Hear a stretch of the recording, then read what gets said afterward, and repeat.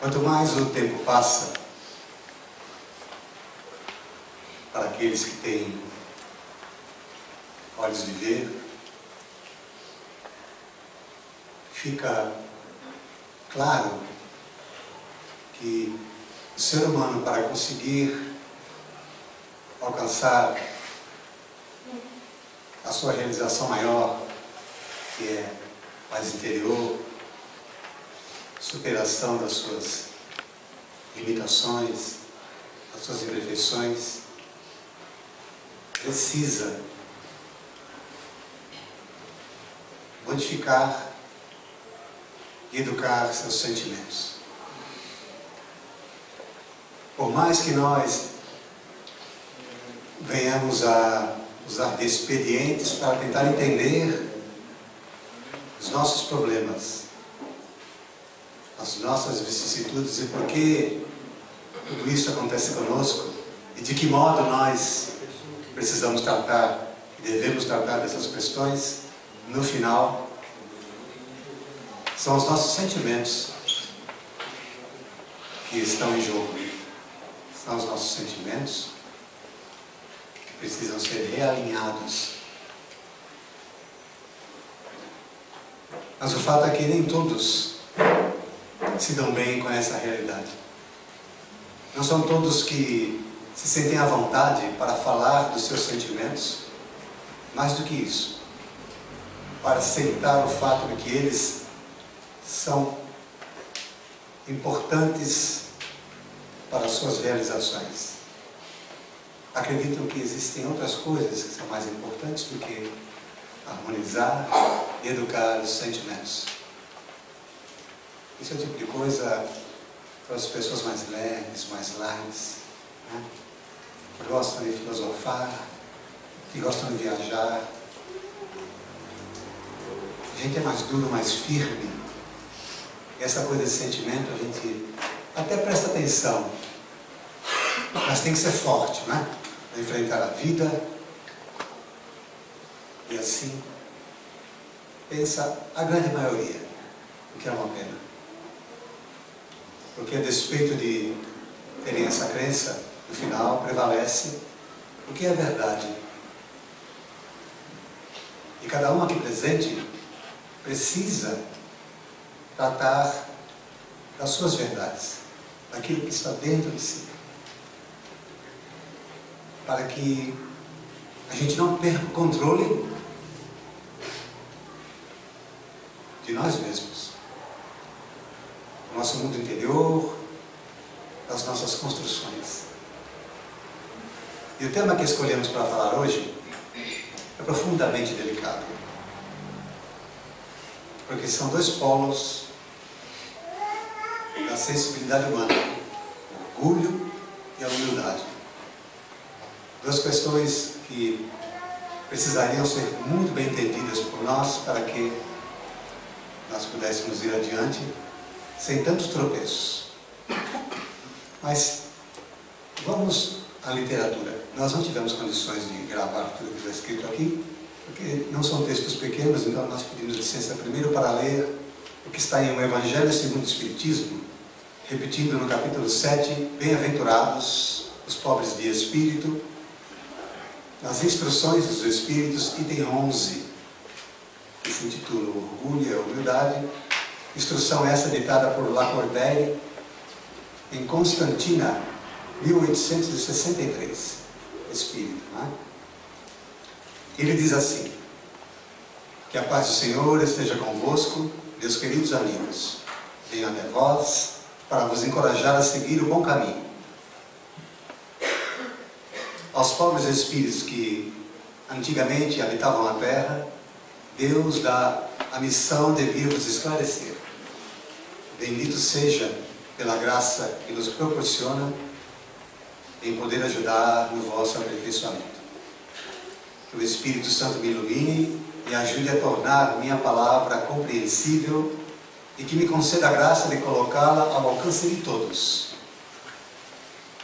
Todos vós, encarnados, que estáis em provação e procurais a luz, que a vontade de Deus me ajude a fazê-la resplandecer aos vossos olhos. percebemos aí a generosidade desse Espírito, né? A humildade é uma virtude muito esquecida entre vós, e os grandes exemplos que dela vos têm sido dados são pouco seguidos. Será que podeis, sem a humildade, ser caridosos para com o vosso próximo? Não, pois a humildade iguala os homens, mostra-lhes que são irmãos, que devem se ajudar mutuamente e os conduz ao bem. Sem a humildade apenas vos enfeitais de virtudes que não tendes, como se vestisseis uma roupa para ocultar as deformidades do vosso corpo. Lembrai-vos daquele que nos salvou. Lembrai-vos de sua humildade, que o fez tão grande e colocou-o acima de todos os profetas. Jesus de Nazaré. O orgulho é o terrível adversário da humildade. Se o Cristo prometeu o reino dos céus aos mais humildes, foi porque os poderosos da terra imaginam que os títulos e as riquezas são as recompensas dadas ao seu mérito, e que sua origem é mais pura do que a do pobre. E aqui nós começamos a entrar num terreno muito delicado, onde o Espírito tem extrema sensibilidade para retratar sentimentos que foram vivenciados na época em que ele ditou esta mensagem e que são vivenciados hoje também. E que só Deus sabe até quanto tempo isso será vivenciado, essas percepções, essas sensações desses espíritos. Vejam.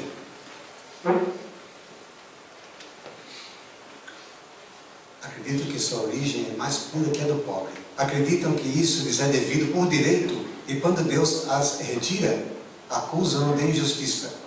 Ridícula cegueira. Deus vos distingue pelo corpo? Acaso o do pobre não é igual ao do rico? O Criador fez duas espécies de homens? Tudo o que Deus fez é grandioso e sábio. Nunca acrediteis a Deus as ideias que os vossos cérebros orgulhosos imaginam. Vejam só essa frase. Nunca acrediteis a Deus, dar crédito a Deus, as ideias que os vossos cérebros, os nossos cérebros orgulhosos imaginam. Por isso que Paulo de Tarso, a seu tempo, já asseverava: a inteligência do homem, a sabedoria do homem é loucura aos olhos de Deus. O apóstolo Paulo já sinalizava com esta frase. E continua o Espírito ali. Rico, enquanto tu dormes sobre tetos dourados ao abrigo do frio, não pensas em milhares de irmãos teus iguais a ti, estirados na sarjeta? Não é teu irmão, teu semelhante, o infeliz que passa fome? Sei que, com estas palavras, teu orgulho se revolta. Concordarás em lhe dar uma esmola, mas nunca em lhe apertar fraternalmente a mão. O quê? Dirás tu. Eu, descendente de sangue nobre, poderoso da terra, serei igual a este miserável que veste de trapos? Ilusória vaidade de pretensos filósofos. Se fôssemos iguais, por que Deus o teria colocado tão baixo e a mim tão alto? Finaliza essa mentalidade, né?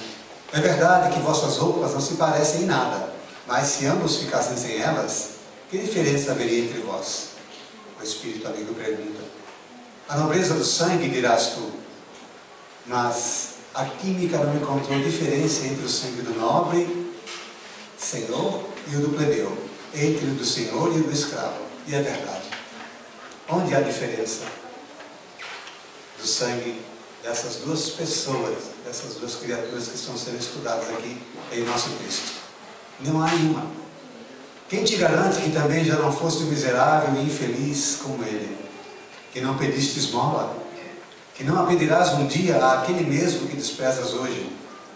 Não acabam para ti as tuas riquezas que imaginavas eternas, como o corpo envoltório perecível do teu espírito? Volta-te humildemente para ti mesmo. Lança, enfim, os olhos sobre a realidade das coisas deste mundo e sobre o que faz a superioridade e a inferioridade no outro. Pensa que a morte virá para ti como para todos, e que os títulos não te pouparão a ela. que pode te atingir amanhã, hoje ou daqui a uma hora. E se te fechas o teu orgulho, então eu te lastimo, pois serás digno de piedade. Orgulhoso, que foste tu antes de ser nobre e poderoso? Primeiro ele conversou com o rico, agora ele fala com o orgulhoso. Talvez estivestes mais baixo que o último de teus criados. Curva a fronte orgulhosa que Deus pode rebaixar no momento em que a elevas mais alto. Todos os homens são iguais na balança divina. Apenas as virtudes os distinguem aos olhos de Deus. Todos os espíritos possuem a mesma origem e todos os corpos são moldados da mesma massa. Nem títulos e nem nomes os mudam em nada. E eles irão para o túmulo e não vos garantem a felicidade prometida aos eleitos. A caridade e a humildade, sim, esses sim são títulos de nobreza. E aqui a gente dá uma parada, porque já deu para, não sei quanto a vocês, mas a gente fica com calor, né?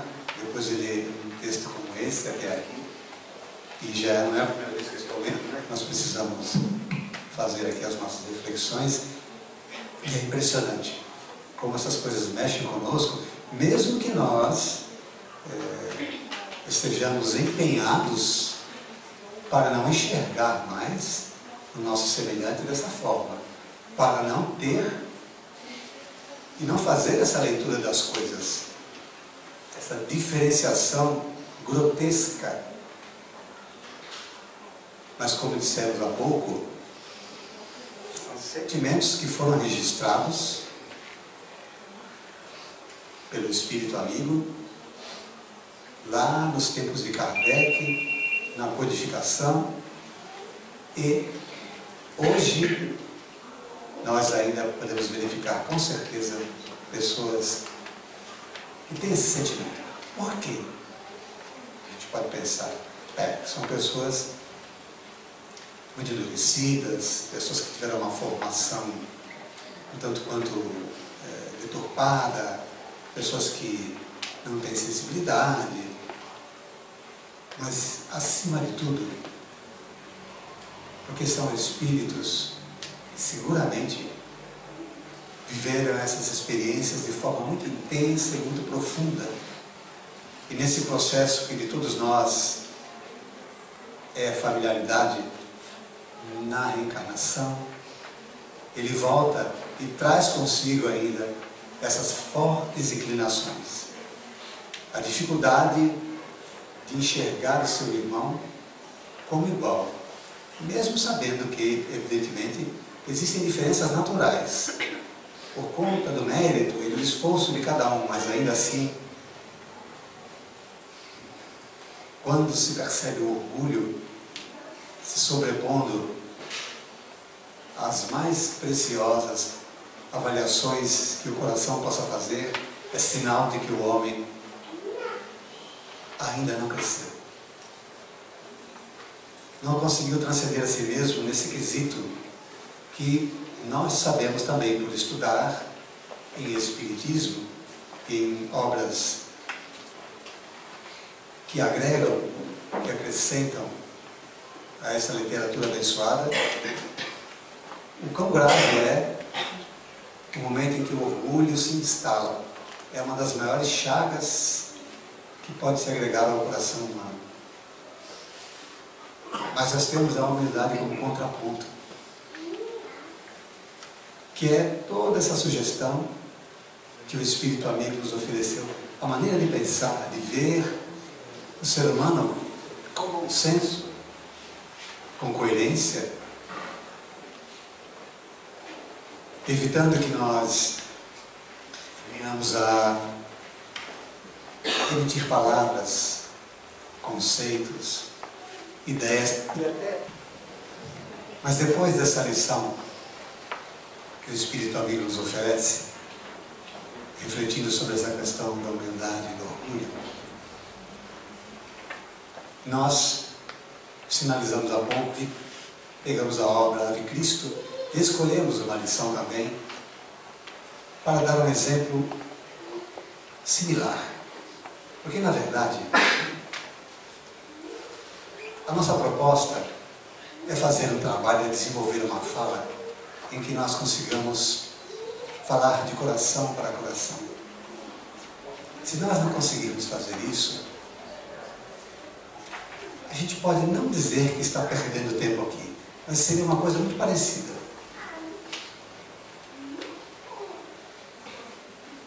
Então esse que vos fala tem como objetivo falar para os vossos corações.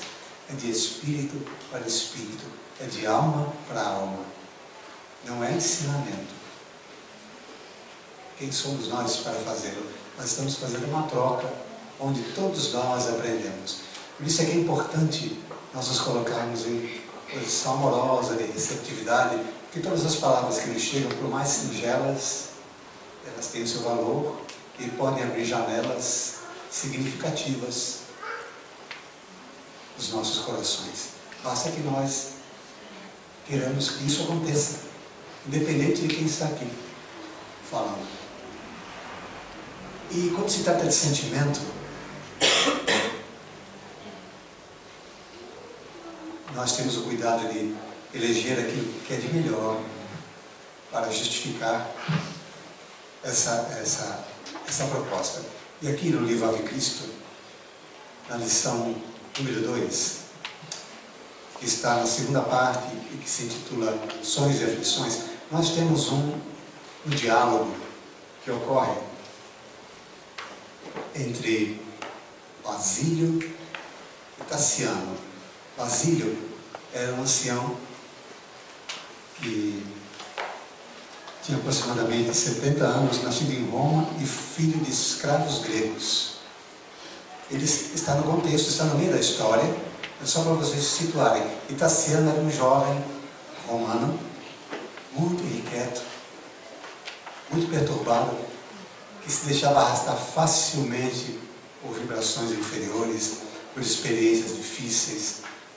E isso não lhe permitia ser acessado pela bondade do alto, a fim de que ele conseguisse modificar os seus valores. Mas aqui nesse trecho que nós vamos ler, que já está bem adiantado a história, Tassiano já estava começando a abrir os seus sentimentos, né, para estabelecer algumas modificações significativas no seu espírito. E ele tem o privilégio de ter essa mensagem de Basílio, que diz assim, veja: de olhos postos no firmamento que se povoava de constelações, vamos encontrar Basílio envolvido pelas brisas suaves do rio, falando para os ouvidos de Tassiano, admirado. E Basílio diz assim: a vida para nós ainda representa impenetrável segredo celeste. Não passamos de animáculos que pensam. O poder é uma fantasia na mão do homem, assim como a beleza é um engodo no coração da mulher. Visitei o Egito em companhia de 2 sacerdotes de Amatunte, e ali encontramos os variados remanescentes da sabedoria imortal. Estudei minuciosamente nas pirâmides de Gizé os problemas da vida e da morte, entrando em cogitações profundas sobre a transmigração das almas. O que aprendemos em nossos cultos exteriores é mera sombra da realidade. A turbulência política dos últimos séculos prejudicou em toda parte o serviço da revelação divina. Creio assim que nos abeiramos de tempos novos. O mundo tem fome de fé viva para ser feliz. Não admito que estejamos limitados à existência física, e o Olimpo há de ampliar-se para responder às nossas aspirações. E Tassiano argumenta: não acreditas porventura, interferiu o interlocutor preocupado, que nos basta a felicidade coletiva e pura confiança e simples na proteção dos deuses dentro do culto aos nossos antepassados? Ele pergunta que ele estava aflito, ele estava achando que a coisa estava complicada, né? E responde Basílio: sim, considerou o ancião, simplicidade é também uma das faces do enigma. Entretanto, meu caro, No caso do nosso tempo, de incomensuráveis desequilíbrios morais, avulta o problema do homem. Não somos bonecos nos tentáculos da fatalidade. Somos almas usando a vestimenta de carne em trânsito para uma vida melhor. Pesquisei em todas as grandes estradas da fé, nos arquivos da Índia Védica, do Egito, da Pérsia e da Grécia, e em todos os instrutores veneráveis observei a mesma visão da glória eterna a quem somos destinados. Olha que profundo, hein? Ele deu uma visão geral de toda a experiência que ele teve para chegar ao mesmo ponto. Tenho de mim, para comigo, que somos um templo vivo em construção, através de cujos altares se expressa no infinito a grandeza divina. Um templo vivo em construção. A gente acabou de falar agora há pouco das nossas construções, né? A gente tem que ter zelo por isso. E veja como o Basílio apresenta essa reflexão. Nas experiências da terra, porém, conseguimos edificar tão somente os alicerces do santuário, prosseguindo além da morte do corpo e na complementação da obra sublime. Aqui na terra a gente faz só os alicerces, e no mundo espiritual a gente complementa essa obra, essa construção. Nas lutas da existência animal, desenvolvemos as potencialidades do espírito, habilitando-nos à elevação aos pináculos da vida. E depois de uma pausa em que parecia refletir quanto aos conceitos que enunciara, ponderou. Atenção aqui. Por isso mesmo, o problema é muitíssimo mais vasto. É indispensável saibamos destacar a dignidade humana imanente em todas as criaturas. Escravos e senhores são filhos do mesmo Pai. E aqui nós começamos a entrar na nossa conversa. Escravos e senhores são filhos do mesmo Pai. É indispensável saibamos destacar a dignidade humana imanente em todas as criaturas. O amigo que lhe registrava atentamente as palavras objetou de chofre, 2 pontos. Igualdade? Isso, porém, viria a contrariar a estrutura da nossa organização social. Como nivelar as classes sem ferir as tradições? Vejam, um pensamento metódico, né? Racional. Mas, na visão de Tassiano, era lógico perguntar isso.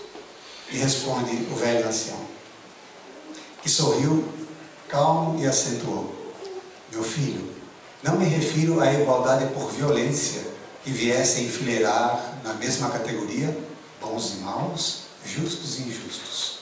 Reporto-me ao imperativo de fraternidade e educação. Compreendo que a vida é semelhante à grande máquina, cujas peças vivas que somos nós, devem funcionar harmoniosamente. Há quem nasça para determinada tarefa, à distância da nossa. Como existe quem veja o caminho comum de maneira diferente dos nossos olhos. Atentos à certeza de que o nosso espírito pode viver na terra vezes inumeráveis, modificamos o curso de nosso trabalho de existência a existência, como o aprendiz de letras primárias evolve pouco a pouco para as mais altas expressões da cultura. Não vemos, pois, como nivelar as classes, o que seria impraticável. O esforço pessoal é o mérito resultante, e o mérito resultante são fronteiras naturais entre as almas, aqui e além. Atenção, vamos repetir essa frase que ela é muito profunda. Olhem, o esforço pessoal e o mérito resultante são fronteiras naturais entre as almas aqui e além. A hierarquia existirá sempre como sustentáculo inevitável da ordem. A hierarquia, independente das classes, é o inevitável sustentáculo da ordem. Cada árvore produz segundo a espécie a que se filia, e cada qual merece mais ou menos estima segundo a qualidade dessa mesma produção. Substituamos assim as palavras senhores e escravos por administradores e cooperadores. E talvez atinjamos o necessário equilíbrio em nosso entendimento. Buscando suavizar o diálogo, o ancião fez pequeno intervalo e acrescentou sorridente: vejam, Precisamos de mais humanidade para sermos realmente humanos. Parece redundante, né? Mas não é. Precisamos de mais humanidade para sermos realmente humanos. Não é justo o cativeiro da sensibilidade e da inteligência. E a fim de que o nosso mundo se adapte à perfeição que o espera, é imprescindível tenhamos bastante coragem de raciocinar em termos diversos daqueles que vão regendo a nossa jornada coletiva de milênios para cá. As condições de luta e aprendizado na Terra alterar-se-ão totalmente quando compreendermos que somos irmãos uns dos outros. Olha que coisa fascinante, né? Repetindo, as condições de luta e aprendizado na Terra alterar-se-ão totalmente quando compreendermos que somos irmãos uns dos outros. Cassiano, na essência, não esposava semelhantes pontos de vista. Não pudera ouvir a palavra fraternidade sem revoltar-se. Nunca pudera ouvir a palavra fraternidade sem revoltar-se. Contudo, menos impulsivo agora, rememorava as conversações que mantinha com o pai em outro tempo. Basílio era o autêntico sucessor de Quinto Varro. Vamos deixar Quinto Varro, que daqui a pouquinho nós vamos falar dele. É um personagem terceiro desse desenho que nós estamos mostrando para vocês, de uma sensibilidade singular, de um ancião, que tinha luz própria, e que estava ajudando esse jovem a perceber o que o seu orgulho estava fazendo com ele. Que desperdício de vida, desperdício de energia. Ele que tinha tudo, Tassiano, para conseguir realizar grandes feitos, se deixava arrastar com extrema facilidade por conta das experiências de baixas vibrações. Assim como acontece com muitos de nós, nos dias de hoje, e já temos acesso a toda essa informação. Isso aqui que nós lemos no Evangelho há instantes, temos absoluta certeza que não é novidade para ninguém. Sabermos que essa diferença está equivocada, que não existe sangue nobre, né? Que não existe essa coisa de um melhor que o outro. Existe sim, pelo mérito, o posicionamento em que cada espírito se coloca, mas isso não significa que nós deveremos desnivelar a ponto de nos olharmos uns para os outros com ar de superioridade. O que é a prova inegável de uma falta de caridade absoluta da parte daquele que o faz. Mas, a despeito disso, essas situações acontecem com extrema facilidade em todos os cantos, mas o nosso dever não é olhar para quem está fazendo isso, é olhar para nós, a fim de evitarmos que nós, como às vezes brincam os oradores que vêm aqui, mas se o meu cunhado estivesse aqui hoje, a palestra é para ele. Né? Se o fulano estivesse aqui, com certeza ele ia ser até corado, porque foi tudo para ele, e a pessoa que está ouvindo, para ela, não é normal. Vejam só, esse é um problema grave que nós todos temos e precisamos modificar. Porque na medida em que o tempo passa, nós só conseguiremos crescer e transcender, vamos repetir a nossa fala inicial, se nós tivermos a competência e a sabedoria de modificarmos e educarmos os nossos sentimentos. Não se enganem, irmãos queridos, não se iludam. O caminho é esse, é olhar para dentro de si e ter a coragem de verificar, pera aqui, tem sentimentos aqui que já não cabem mais. Eu posso ter até razão, mas o que eu quero? Ter razão ou ser feliz? É uma pergunta que cabe. O que eu desejo? Fazer valer os meus pontos de vista, a minha prepotência? Ou ter flexibilidade para entender que todos nós erramos e acertamos, e é necessário ter paciência e ser indulgente para que da mesma forma que eu estiver medindo, eu venha a ser medido, ou seja, com bondade, com fraternidade e com amorosidade. Mas não. A gente se enrosca todo, perdoe colocar dessa forma, e na medida que as coisas se estampam, a gente veste a indumentária do indignado, né? Aquele que está insatisfeito, e se acha no direito de sair blasfemando para aqueles que cruzarem o nosso caminho, demonstrando pontos de vista muito ajustados sobre as coisas que estão acontecendo, etc, etc, etc, não percebendo que não é esse o nosso papel. O nosso papel é disseminar as sombras, é dissipar a força poderosa da maledicência.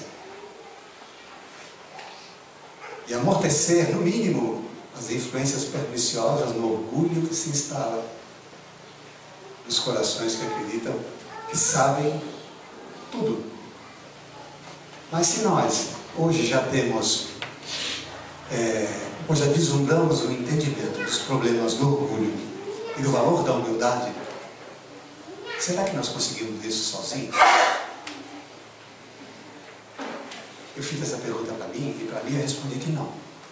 Eu tive ajuda, me permitam colocar no singular, peço licença. Eu tive ajuda, eu tive muita ajuda para conseguir chegar a ter um pouco de discernimento que tenho hoje a respeito dessas diferenciações. E uma ajuda não só daqueles que estão aqui, mas daqueles que estão do outro lado. E quando nós terminamos a fala de Basílio, ele diz aqui, Basílio, na verdade, Emmanuel agora, né? Basílio era um autêntico sucessor de Quinto Varro. Quinto Varro teve um papel importantíssimo na vida de Tassiano. E nós pedimos licença para usar essa mesma obra, porque já que nós estamos falando de sentimento, e estamos falando de ajuda, nós não poderíamos deixar de pontuar isso aqui para vocês, para que vocês saiam com a reflexão do que é, do valor e da importância do coração de quem ama. E Quinto Varro era um coração amoroso. Neste livro, na primeira parte, na primeira lição, Preparando os Caminhos, nós vamos pegar um mentor espiritual, se chama Cláudio. Ele está em colóquio com várias entidades de nível superior, falando a respeito das propostas de estruturação da evangelização na Terra, espíritos que iriam trabalhar para Jesus. E então ele faz um diálogo belíssimo, explanando as dificuldades que poderiam ocorrer, que seriam naturais, mas que todos estariam protegidos mediante os obstáculos que pudessem surgir. Então, depois que ele faz essa narrativa, eu peço licença para entrar na história agora, para que vocês entendam o que nós estamos falando. A gente foi ajudado a entender o valor dessas coisas, assim como Tassiano estava sendo ajudado nessa história, e foi, para também superar as suas limitações, que não eram poucas. Vejam aqui. O mentor explanou ainda, estou falando de Cláudio, tá? Estou no meio da conversa. O mentor explanou ainda, por vários minutos, quanto aos deveres que aguardavam os legionários do Evangelho entre os obstáculos do mundo, descendo por fim da tribuna dourada para o cultivo da conversação fraterna. Eu fico imaginando essas cenas, isso deve ser maravilhoso, né? A gente que não dá nem para varrer o chão num lugar como esse, né? Mas enfim, vários amigos colaram-lhe as mãos, comentando com entusiasmo os mapas de trabalho a que se prendiam no futuro. Diminuíram os entendimentos, as rogativas de proteção, quando o pregador foi procurado por alguém com intimidade afetuosa. Atenção! Varro! Exclamou ele, abraçando o recém-chegado e contendo a emoção. Tratava-se de velho romano de olhar percussiente e triste, cuja túnica muito alva confundia com a roupagem brilhante do companheiro e assemelhava-se a uma nesga de neblina apagada de encontro a repentino clarão da aurora, um diante do outro. No amplexo da ternura que perguntavam, era bem de ver-se a reaproximação de dois amigos que por momentos olvidavam a autoridade e a aflição de que eram portadores para se transfundirem um no outro depois de longa separação. Dois amigos que se conheciam e naquele momento a autoridade ficava de lado e as aflições dos compromissos de cada um para dar trato ao sentimento, a uma amizade que atravessou os tempos. Trocadas as primeiras impressões em que antigos eventos do pretérito foram recordados, Quinto Varro, o romano de fisionomia simpática e amargurada, explicou ao companheiro, então guindado à esfera superior, que pretendia voltar ao plano físico em breve tempo. Ambos estão no plano espiritual, ok? Vamos deixar isso bem claro, né? O Cláudio é mentor e Quinto Varro, em espírito, está conversando com ele. E Quinto Varro fala que ele queria voltar, iria voltar para o plano físico em breve tempo. E o representante da esfera mais alta ouviu com atenção e o temperou admirado. Mas por quê? Conheço-te o acervo de serviços, não somente à custa da ordem, mas igualmente à causa do amor. No mundo patrício, as tuas derradeiras romagens foram as de homem correto até o extremo sacrifício, e os teus primeiros ensaios na edificação cristã foram os mais dignos. Não seria aconselhável o prosseguimento de tua marcha acima das inquietantes paisagens da carne? Em resumo, ele está falando para o Quinto Varro: não vai não, meu irmão. Você não tem. O que você vai fazer na terra? O que você quer lá? Você tem tudo para continuar. O que você quer? Mas vejam, o interlocutor fixou um gesto silencioso de súplica e aduziu: Cláudio, abençoado amigo, peço-te, sei que conservas o poder de autorizar minha volta. Sim, sem dúvida os apelos de cima comovem minha alma. Anseio por reunir-me em definitivo aos nossos da vanguarda. No entanto, e a voz dele se fez quase sumida pela emotividade. De todos os que ficaram para trás, tem um filho de coração perdido nas trevas que eu desejaria socorrer. Anciano? Indagou o mentor intrigado, como se ele não soubesse. Ele mesmo. E Varro prosseguiu com encantadora humildade. Atenção. Sonho conduzi-lo ao Cristo com os meus próprios braços. Tenho implorado ao Senhor semelhante graça com todo o fervor do meu paternal carinho. Cassiano é para mim o que a rosa significa para o arbusto espinhoso em que nasceu. Em minha indigência, ele é o meu tesouro, e em minha fealdade é a beleza que desejava orgulhar-me. Daria tudo por dedicar-me a ele de novo, acariciá-lo junto do coração para orientar-me os passos na direção de Jesus. É o céu a que aspiro. Eu só estou emocionado, mas eu vou continuar. E como se quisesse sondar a impressão que causava no amigo, acrescentava: porventura estarei errado em minha aspiração? Ele pergunta. O Cláudio responde. O velho orientador afagou com visíveis demonstrações de piedade, passou a destra pela fonte banhada de luz e falou: não discuto os teus sentimentos, que sou constrangido a respeitar, mas valeria tamanha renunciação? Olha aqui, que diálogo forte. Ele não discute os sentimentos daquele pai com profunda dor no coração, mas ele pergunta: valeria tamanha renunciação? Como se articulasse as próprias reminiscências para exprimir-se com segurança, fez longa pausa que ele próprio interrompeu, acentuando: não acredito que Tassiano esteja preparado. Vi-o há alguns dias no templo de Vesta, chefiando larga região de inimigos da luz. Olha. Não me pareceu inclinado a qualquer serviço do Evangelho. Vagueia nos santuários das divindades olímpicas, promovendo arruaças contra o cristianismo nascente e ainda se compraz nos festins dos circos, concentrando incentivo e alegria nas efusões de sangue. Esse era Tassiano, seu filho.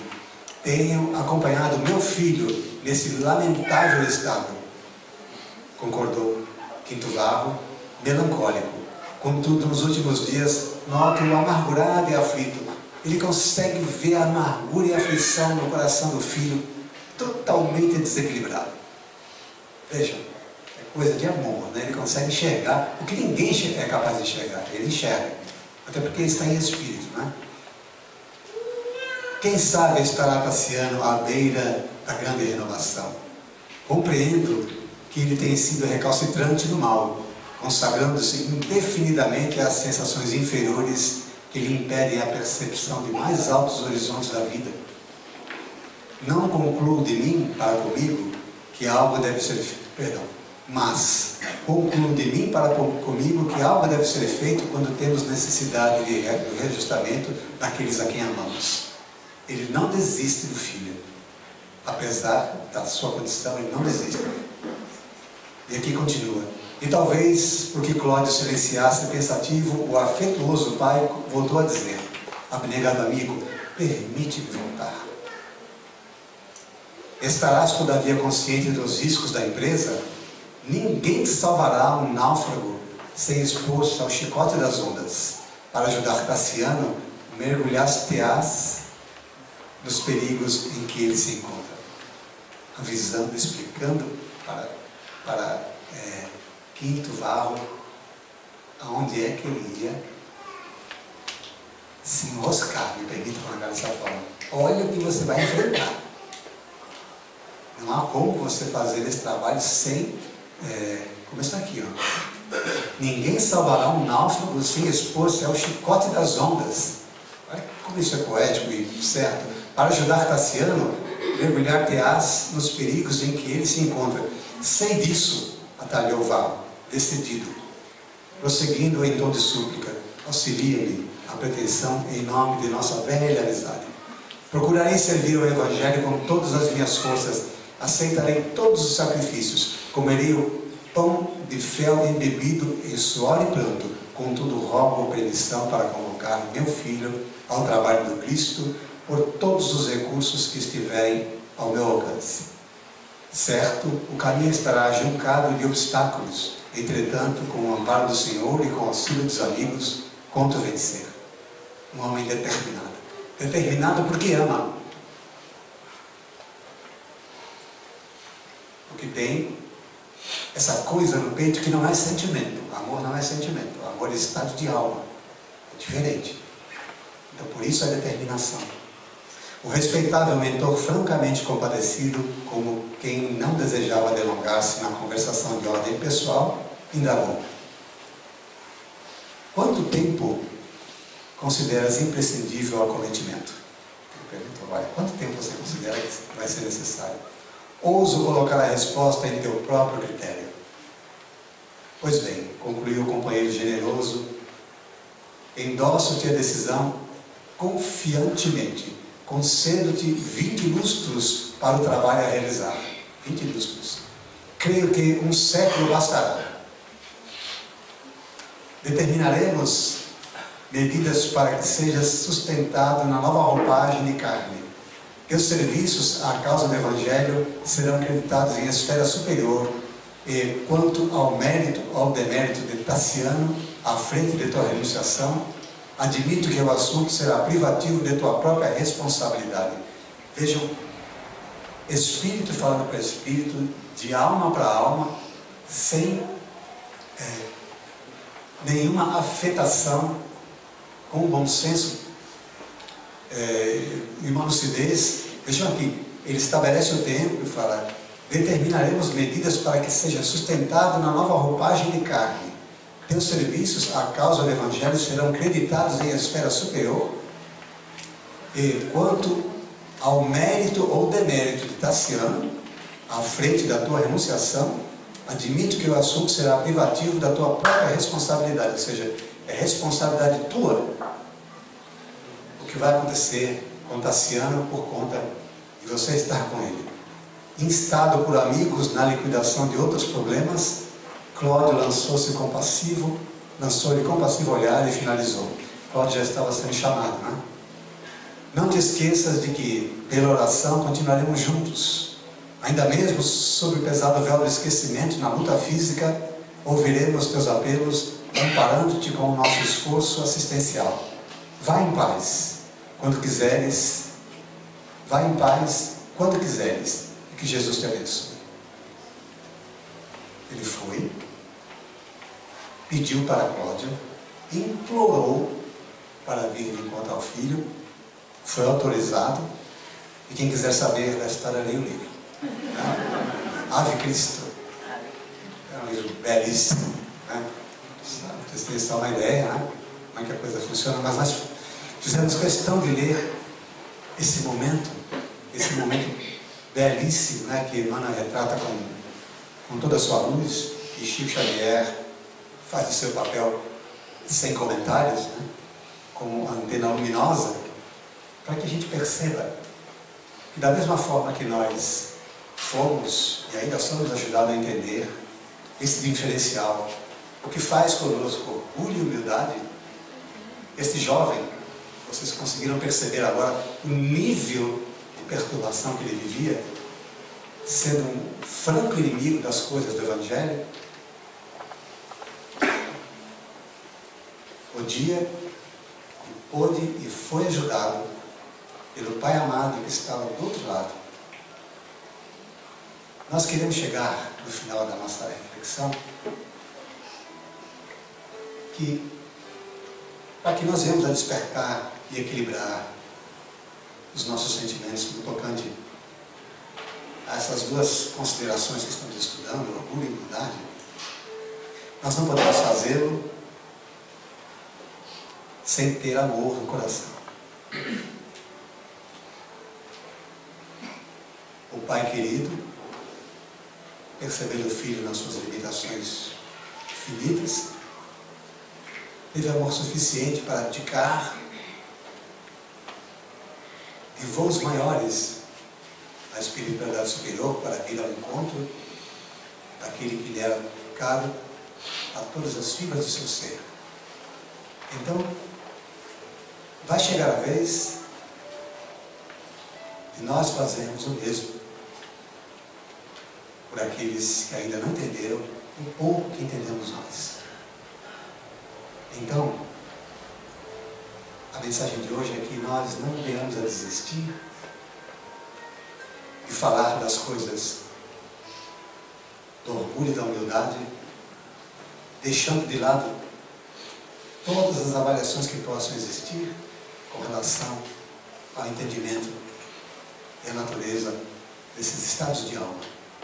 Mostremos que nós somos capazes de fazer mudanças em nós, primeiramente para refletir naqueles que Deus colocar no nosso caminho. Se nós amamos ou não, é um outro assunto. Mas do jeito que as coisas andam, nós precisamos ter muita fé. E que aqueles que estão tracejando conosco a nossa vida, não estão conosco por acaso. E antes de finalizarmos, nós estávamos na nossa salinha, nos preparando para vir aqui, e rascunhamos uma adaptação de uma reflexão de tudo aquilo que fizemos.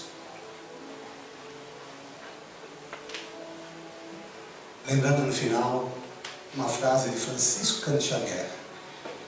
E diz assim: desmedidas eram minhas conjecturas, frio e censurável era o meu olhar, de semblante sempre altivo, indiferente às amarguras, transitava pela vida, insensível, sem pesar.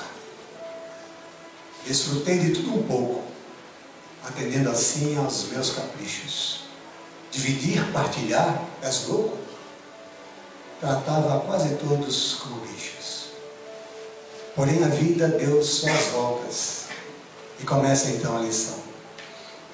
defrontando a realidade, lá se foi a liberdade. Só restou dor e desesperação. E depois de muito machucado, na colheita dolorosa, eis que me vejo amparado por alma doce e generosa. Limpou-me as feridas, clareou-me a visão, e eu aí percebi que em todas as minhas vidas, ao meu lado sempre esteve um amigo, um irmão. No final, minha alma cresce, lúcida e abençoada pela luz do esclarecimento, que desvela para sempre as verdades imortais, e eu concluo então agradecido e com o coração sem sofrimento. Quem sabe, pode muito. Quem ama, pode mais.